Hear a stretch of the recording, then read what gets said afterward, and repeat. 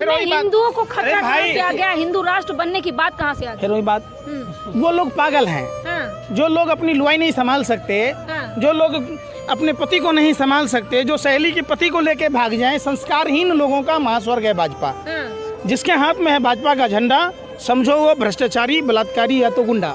आप उस जी ड्राइवर के दर्द इतने हैं कि आप शायद साल के 365 दिन अगर 24 घंटे भी अगर आप अपना न्यूज़ अगर चलाना चाहोगे और दिखाना चाहोगे तो ड्राइवर के दर्द कभी ख़त्म नहीं हो सकते। इतने दर्द हमें देखने को मिल। इस वक्त दिल्ली के जंतर मंतर पे हूँ, यहाँ विरोध प्रदर्शन चल रहा है। ड्राइवर लोग हैं जो मंजिल तक पहुँचाते हैं आम जनता को, उनका विरोध प्रदर्शन है। उनकी कहाँ मंजिल भटक गई है जानेंगे। और खूबसूरती इस प्रदर्शन का देखिए कि एक तरफ टोपी है तो दूसरी तरफ तिलक वाले हैं। इस प्रदर्शन की खूबसूरती है कि यहाँ कोई हिंदू मुसलमान चलने वाला नहीं है। पंकज जी, क्या लग रहा है कि ड्राइवरों की जो मांग है कितनी जायज़ है? बच्चों के जन्म से पहले अस्पतालों तक पहुंचाना देश के चालक बंधुओं का काम है। दूध, खाना, शिक्षा, रोजगार और मृत्यु के बाद आप देखते होंगे अंतिम क्रिया तक।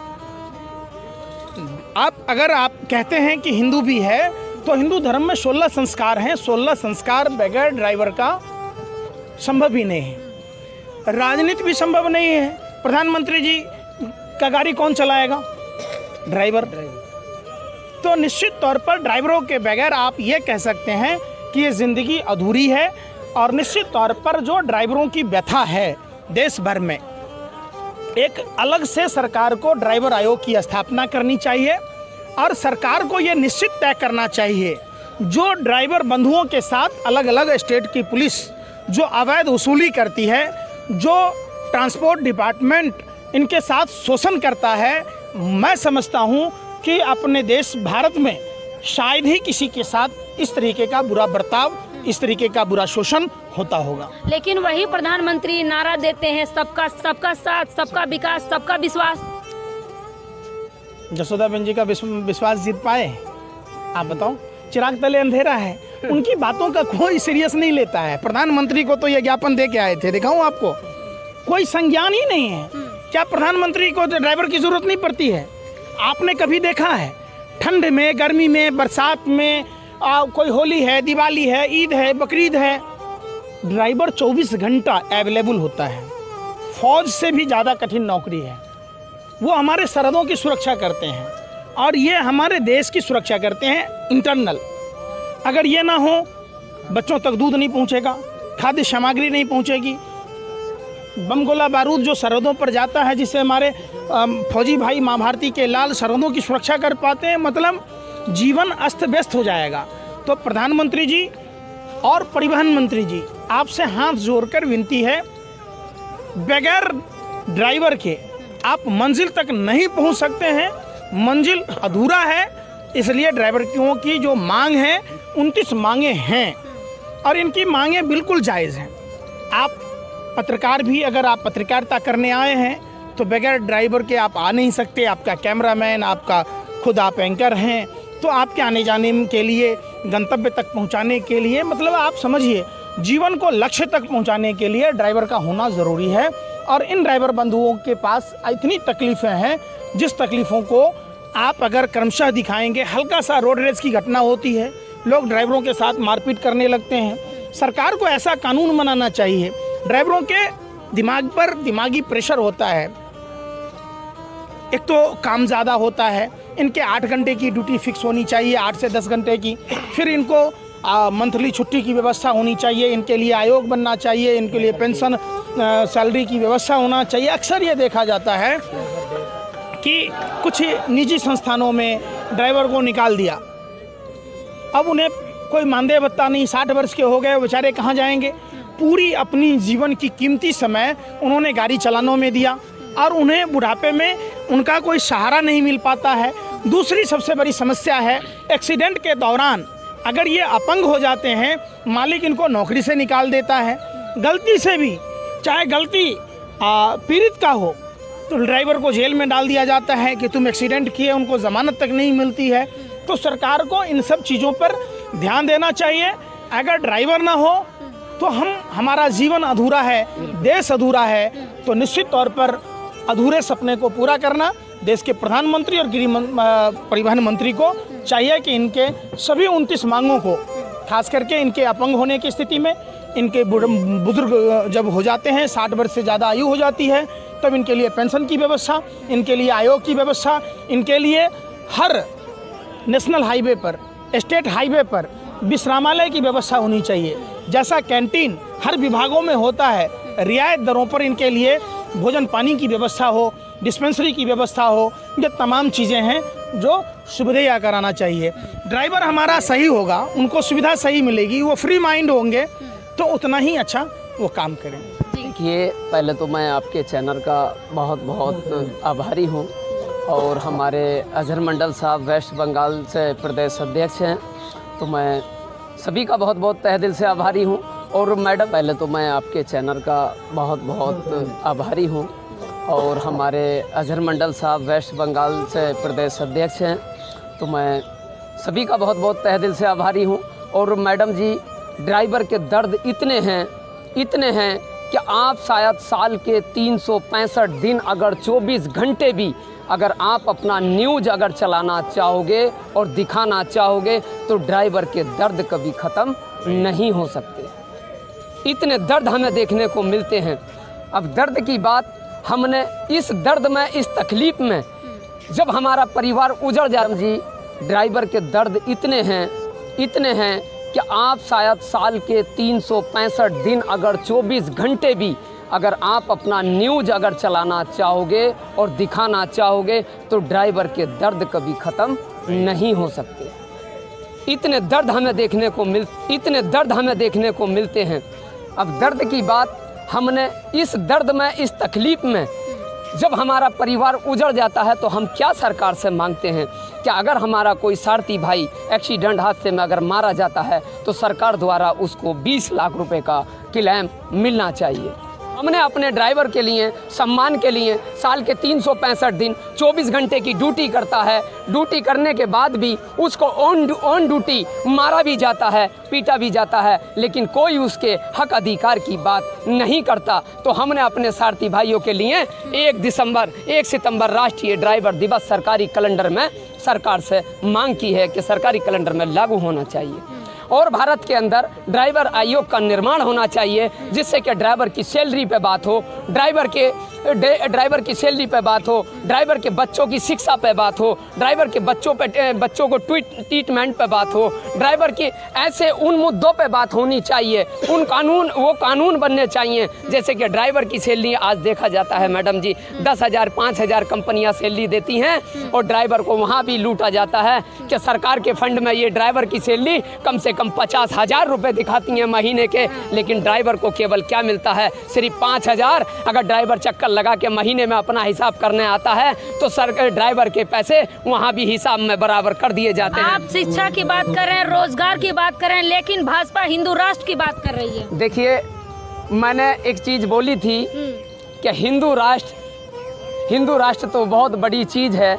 यहाँ पर सभी भाई हैं कि देखिए, हमारे तिलक वाले भाई भी हमारे साथ हैं। और आपने हिंदू राष्ट्र की बात की, आप इनके वेशभूषा पर मत जाएं। ये भारत है, ये मुसलमान हैं, ये सिख भाई हैं, मैं हिंदू हूँ, ये बंगाल से आए हैं। यही तो विविधताओं का भारत है, जहाँ सभी धर्म के लोग रहते हैं। आप हिंदू राष्ट्र, फिर वही बात, हिंदुओं को खतरा कहाँ से आ गया? हिंदू राष्ट्र बनने की बात कहाँ से आ गई? फिर वही बात, वो लोग पागल हैं, जो लोग अपनी लुआई नहीं संभाल सकते, जो लोग अपने पति को नहीं संभाल सकते, जो सहेली के पति को लेके भाग जाएं। संस्कारहीन लोगों का महास्वर्ग है भाजपा। जिसके हाथ में है भाजपा का झंडा, समझो वो भ्रष्टाचारी, बलात्कारी या तो गुंडा। आप उस पर मत जाओ। हिंदू मतलब समझते हैं आप? ये कह के जो भाजपा कहती है, इसका मतलब सत्य सनातन को आप बदनाम कर रहे हैं। जिस धर्म में पेड़ को पूजने की परंपरा है, गाय को पूजने की परंपरा है, कुत्ता को पूजने की परंपरा है, पक्षियों को पूजने की परंपरा है, सांप को पूजने की परंपरा है, वहाँ इंसान से नफरत की बात अगर कोई करता है, तो निश्चित तौर पर वो कालनेमी और रावण की नाजायज औलादें हैं। जिस धर्म में मिट्टी तक को पूजा जाता है, पानी को पूजा जाता है, हवा को पूजा जाता है, आग को पूजा जाता है, उस धर्म में इंसान से नफरत की बात, इसका मतलब उसको हिंदू धर्म का ज्ञान नहीं है। और ये सवाल बेतुका है। अभी देश भर के ड्राइवर आए हैं, आप समझिए। एक बात बताइए, इनका क्या कसूर है? ये हिंदू हैं, इनका क्या कसूर है? आप फिर वही बात पर चले आते, तो इनको मुआवजा दो ना, इनको पेंशन दो ना। आप समझो कि धर्म के एंगल से ना देखें, पूरा भारत एक है, पूरे भारत के ड्राइवर आए हैं, 22 करोड़ ड्राइवरों का बात है। इन्होंने तो हमारे धर्म को बचाया है, उस परिवार से आते हैं, कम से कम इनको तो सुविधा दो। हमारा कहना साफ है, हमारा खून और इनका खून क्या अलग है, इनका खून क्या सादा है, हमारा खून लाल, ड्राइवर है, कभी लाल है, ये ड्राइवर हैं। अब खून की जरूरत है, तो ये क्या इनके द्वारा लाया गया खून, इनके द्वारा लाया गया ऑक्सीजन क्या हम हिंदुओं को नहीं लगेगा? तो ये सब चीजें छोड़ दीजिए। इनकी जो 29 सूत्री मांगे हैं, इनके लिए आयोग का गठन होना चाहिए। इनको 60 वर्ष के बाद इनके लिए पेंशन की व्यवस्था होनी चाहिए। इनके जो ड्राइवर एक्सीडेंट में अपंग हो जाते हैं उनको मुआवजा मिलना चाहिए, उनके परिवार के भरण पोषण की व्यवस्था होनी चाहिए। और इनसे जो स्टेट पुलिस, चाहे कहीं स्टेट की भी पुलिस हो, उगाही करती है, जबरन मारपीट करती है, उस पर रोक लगना चाहिए। बाकी तो ये लोग अपने दुख दर्द बताएंगे। हम एक ड्राइवर हैं तो मुझे एक चीज़ याद आई कि देखिए, मैं ना हिंदू बनूं ना मुसलमान बनूं, ना हिंदू बनो ना मुसलमान बनो, इंसान हो, इंसान की औलाद बनो। तो जिसके अंदर इंसानियत होती है, जिसका ज़मीर जिंदा होता है, वो कभी हिंदू मुसलमान की बात नहीं करेगा। क्योंकि हम ड्राइवर हैं, ड्राइवर हित की बात करते हैं, इसीलिए अपने 22 करोड़ चालक के हक अधिकार, उसके सम्मान की बात करते हैं। एक आखिरी सवाल, आपको एक बात पता होगा, जी। वो जो टनल था, सिलक्यारा टनल, जी। मोदी जी के दोस्त का जॉइंट वेंचर कंपनी नवयू कंस्ट्रक्शन, उसमें जाने किसने बचाई? क्या नाम था? नाम क्या था पूछ रहा हूँ। आप बताइए। तो मुसलमान थे वो, उन्होंने तो ये नहीं कहा कि हमने हिंदुओं की जान नहीं बचानी।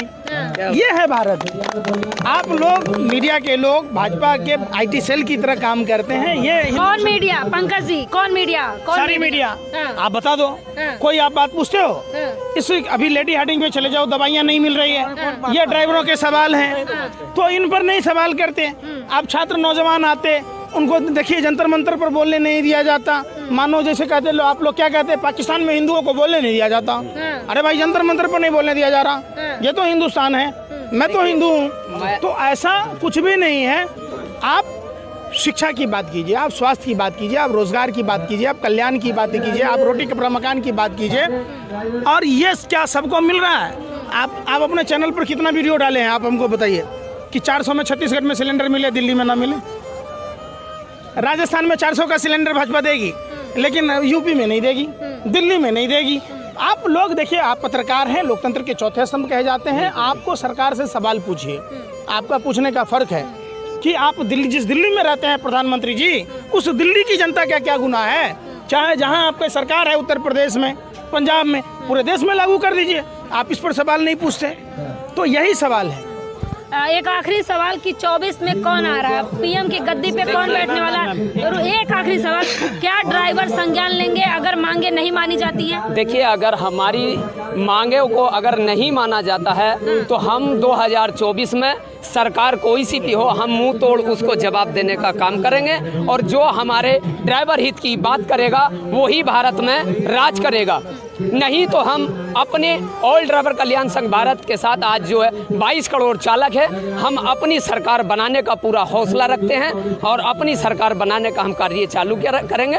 और नहीं तो हर सरकार को हमने, यहाँ देखिए, मैं कोई सी भी सरकार, क्या कांग्रेस हो, BJP हो, या फिर उत्तर प्रदेश की बात करें तो बहुजन समाजवादी पार्टी हो, या फिर सपा अपने अखिलेश भैया, हम किसी की बात नहीं करते। हम सिर्फ अपने